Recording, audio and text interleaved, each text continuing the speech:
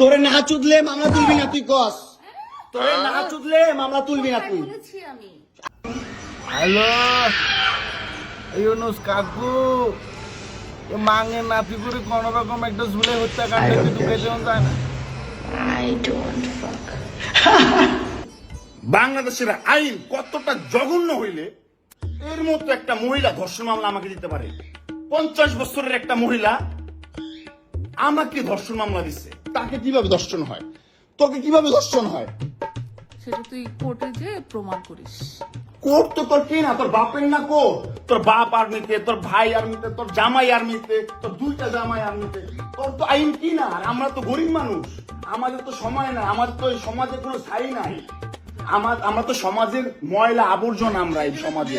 আর তোরা হচ্ছিস সমাজের অনেক উচ্চ মানের মানুষ, অনেক ক্ষমতাবান মানুষ, এই জন্যই নাকে দড়িটা ঘুরাইতেছিস আমাকে তুই, বুঝছিস?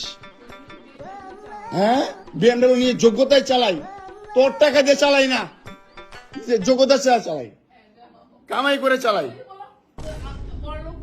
হ্যাঁ, বড় লোক হইতে পারবো না?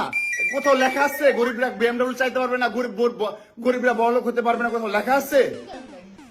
হ্যাঁ, কোথাও লেখা আছে? নাহলে ওই মেয়েদের বাসায় যাও, নাহলে নরসিংদী যাও, যেখানে যাচ্ছিলে সেখানে যাও। ওই মামলাতে একটু ঢুকে দেন জানা কাকু। অবশ্যই নিব।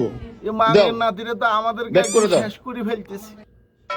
এদেরকে আমরা ঝুলে হত্যাকাণ্ড মামলায় ঢুকাই দিন কাকু, যা খরচ লাগে ওইটা আমি দেব। হ্যাঁ বুঝছি। আচ্ছা নাহলে আপনি আম করে আপাতত ওই বাসানসর আছে না, বাসানসরের ওইদিকে তো বলে নতুন সর যাই, তা আপনি আম করে ওইদিকে নিয়ে একটু এখন থাকা জায়গা করে দিন পরবর্তীতে। আচ্ছা কাকু, আচ্ছা।